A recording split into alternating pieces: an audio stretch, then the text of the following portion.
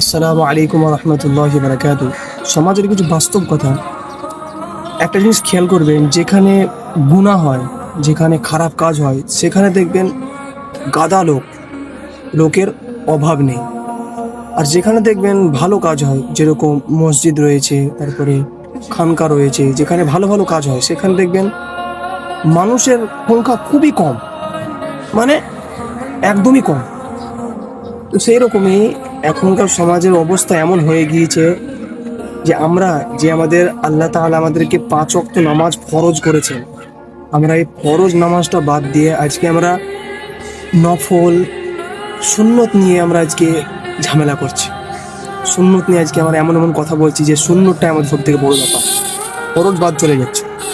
যেরকম দেখেন, জানাজার নামাজটা হলো ফরজে কিফায়া, কিন্তু এই ফরজে কিফায়া যদি কেউ 10 জন কিংবা 15 জন মিলিয়ে যদি পড়ে নেয়, তাহলে কিন্তু ফরজে কিফায়া আদায় হয়ে যাবে সবারই তরফ থেকে। কিন্তু এখনকার সমাজের অবস্থা এমন হয়ে গিয়েছে, আমাদের ফরজে কিফায়া নামাজ পড়ার জন্য ময়দানকে ময়দান পুরো ফুল, কিন্তু উল্টো দিকে দেখেন মসজিদে পুরো কাতার খালি।